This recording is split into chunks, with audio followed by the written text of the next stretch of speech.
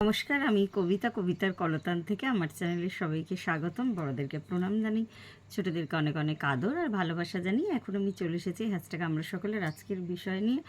আজকের বিষয় মিতালি দাস উনি দিয়েছেন। বিষয়টা দেওয়ার জন্য অনেক অনেক ধন্যবাদ। বিষয়টা হলো, কিছু না করেই একটা জিনিস কিন্তু এগিয়ে যায়, সেটা হচ্ছে আমাদের বয়স। তো কথাটা একদম চিরন্তন একটা সত্য কথা। আমাদের বয়স কিন্তু কখনো স্টপ থাকে না, কখনো দাঁড়িয়ে থাকে না। বয়স কিন্তু আমাদের বাড়তেই থাকে বা এগাতেই থাকে। তো এখানে আমার যেটা মনে হয় সেটা হচ্ছে যে কিছু না করে না, মানে সব কিছু আমরা কিন্তু বয়সের সাথে হয়তো শিখি বা করি, সব কিছুই আমরা করতে থাকি।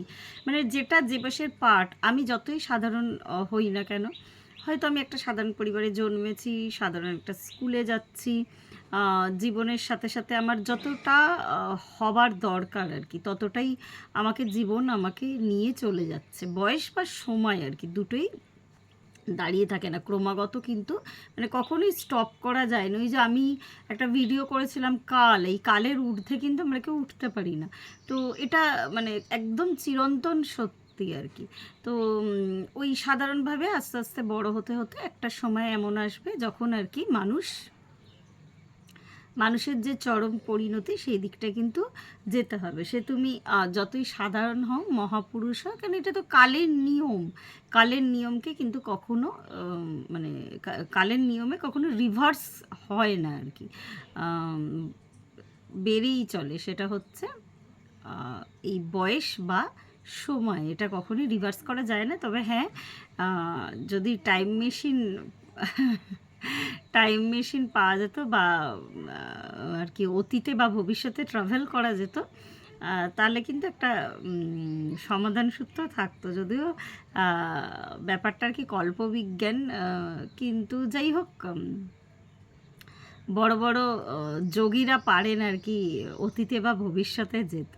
তো সেটা তো পরের ব্যাপার। আমাদের সময় কিন্তু এইভাবে এগিয়ে চলে। তবে হ্যাঁ, সময় কিন্তু আমাদেরকে কখনো খালি হাতে, মানে আমরা কিন্তু কখনো রিক্ত থাকি না। বয়সের সাথে সাথে, সময়ের সাথে সাথে আমাদের কিন্তু বোধ, চেতনা, জ্ঞান, যাই হোক না কেন, সেগুলো কিন্তু আমাদের আস্তে আস্তে বাড়তে থাকে। ওই যে বললাম যে আমার ঠিক যেরকমই যেরম লাইফস্টাইলে আছে না কেন, সেটা কিন্তু সে উপভোগ করছে সেই লাইফস্টাইলটাকে।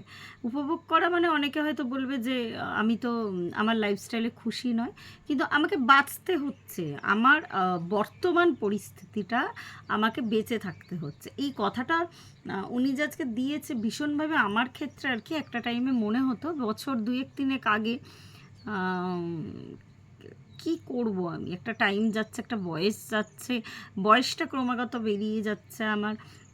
মানে আমি মানে একদমই, মানে আমার নিজেকে না স্যাটিসফাই বলে মনে হতো না যে এখনও এই বয়সে পৌঁছে এখনও পর্যন্ত কিছু করতে পারলাম না কেন।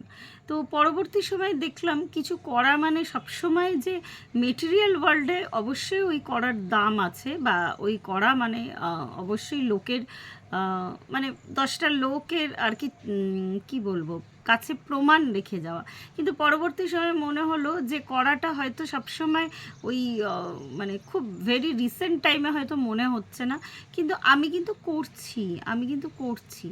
আমার পরবর্তী সময়ে রিয়েলাইজেশন বা এই চেতনা হলো, 2-3 বছর আগেও যে ধারণাটা আমার মধ্যে ছিল, আমি কিছু করছি না, সময় পাস হয়ে যাচ্ছে, কি করব, আমার কিছু করার দরকার ছিল নিজের জন্য, অন্যের জন্য। কিন্তু আমার এটা পরবর্তী সময়ে আমার এই দিদিমা রঞ্জনাদির হাত ধরে এই প্র্যাকটিসে এসে, তারপরে আস্তে আস্তে যতটা আমি এদিক ওদিক থেকে জানছি, পড়ছি, শিখছি, আমি তত নিজেকে না আপগ্রেড করছি। আমি কি বলবো আমার বয়স কমে যাচ্ছে? আমার বয়স কিন্তু কমছে না, আমার বয়স ক্রমাগত বেড়ে যাচ্ছে। কিন্তু আমার যেই মানে একটা ডিসস্যাটিসফ্যাকশন ছিল বয়স নিয়ে, যে বেড়ে যাচ্ছে, কি করব, আমার কি করা উচিত। আমি কিন্তু সেটাকে মোটামুটি বেশ সুস্থভাবে মেনে নিতে পেরেছি। আমি কিন্তু এখনও মানে মনে করি না, এখন আমি এই কথাটা বলি না, আমি মানে জানি না আমার কথাটা কতজন বিশ্বাস করবেন। আমি ঠিক ওই 2-3 বছর আগে মনে হতো আরও 10টা বছর হয়তো আমার বয়সটা কমলে আরও কিছু করতে পারতাম, আবার নতুন করে রিস্টার্ট করতে পারতাম। কিন্তু আমার এখন এটা মনে হয় না। আমার এখন মনে হয় আমি যেখানে আছি, যেমন আছি, যা করছি, আমি নিজেকে আরও ইমপ্রুভমেন্টের চেষ্টা করব।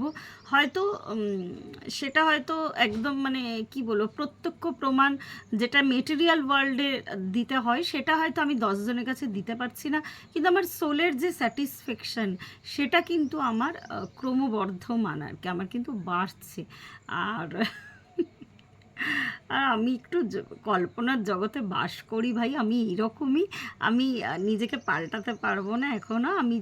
আমি মনে করি যে হয়তো একটা সময় এরকমও কিছু বেরাবে যার ফলে আর কি মানুষের বয়স রিভার্স হবে আর কি। ওই 80তে আসিও না বলে একটা সিনেমা ছিল, সে একটা পুকুরে পড়ে গিয়ে ভানু বন্দ্যোপাধ্যায় তার স্ত্রীর বয়স কমে গেছিল, তো এরকম কিছু ব্যাপার আর কি। তো এটা যাই হোক, এটা মজা করে বললাম। এখনও যদি আমি দেখতে যাই না, মানুষের আগেকার মানে যুগের এরকমই পরিবর্তন, মানুষের বয়স কিন্তু এখন চট করে বোঝা যায় না। আগে একটা 40-50 বছর বয়স হয়ে গেলে বেশ বেশ বয়স্ক লাগতো তাদেরকে আর কি। তো এখন চারিদিকে আমরা যা দেখছি, অ্যাটলিস্ট যারা বিখ্যাত ব্যক্তিত্ব আর কি, বেশ 50-60-70ও বেশি ইয়াং লাগে তাদেরকে দেখতে।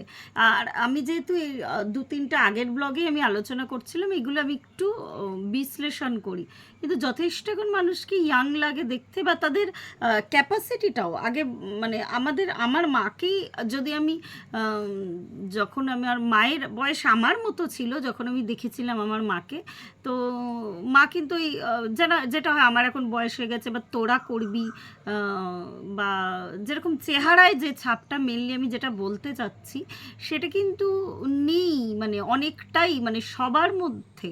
আমি কিন্তু মাসের কথা বলছি, আমি 1-2জন সেলিব্রিটির কথা বলছি না। সেলিব্রিটিরা হয়তো বিভিন্ন বোটক্স ট্রিটমেন্ট, ক্যারোটিন ট্রিটমেন্ট এসব করিয়ে হয়তো বয়সটাকে কমায়।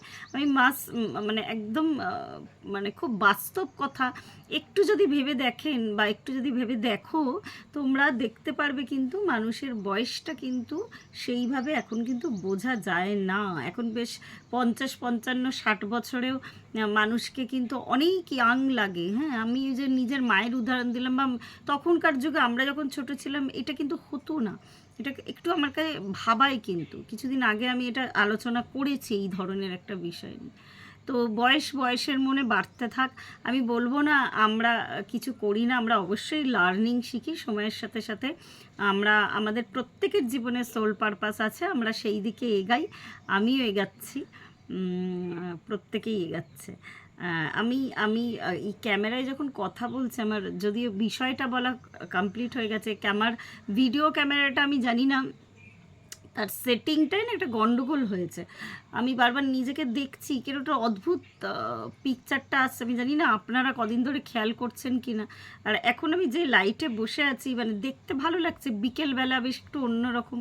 আর আমি অনেক দিন পরে কাজ ছেড়ে একটুখানি ভসভস করে, আমার একটু শরীরে ঘুমের দরকার ছিল, বেশ ক্লান্ত লাগছিল কদিন ধরে, আমি একটু ভসভস করে ঘুমিয়ে পড়েছিলাম, বাড়িতে কেউ নেই সেই সুযোগে আর কি। একটুর জন্য মোটামুটি ঘন্টা দেড়েক তো ঘুমিয়েইছি আর কি, একটুর জন্য বলাটা ভুল হবে। ঘুমিয়ে পড়েছিলাম ভীষণ, মানে ভেতর মন, মানে শরীর আর মন আর কি দুটোই একটু বিশ্রামের আমার প্রয়োজন ছিল। ওই যে কোনো কিছু আর কি নতুন করে রিনিউ করতে গেলে এই প্রয়োজনটা হয়, সেটা আমি এখন ভেঙে বলছি না কি রিনিউ করা। তো যাই হোক, আমি ওই জন্য পাওয়ার মানে ন্যাপ বলবো না, আমি ঘুমিয়েছি 1.5 ঘন্টা মতন আর কি। একটা অদ্ভুত আলো, একটা ক্যামেরাতে একটা অদ্ভুত রিফ্লেকশন পড়ছে, আমি জানি না আমার সাথে সাথে কেউ বুঝতে পারছেন কি না। তো যাই হোক, আজকে এইটুকুই থাকলো। প্রত্যেকে ভালো থাকবেন, পরিবারের সকলকে ভালো রাখবেন। ধন্যবাদ।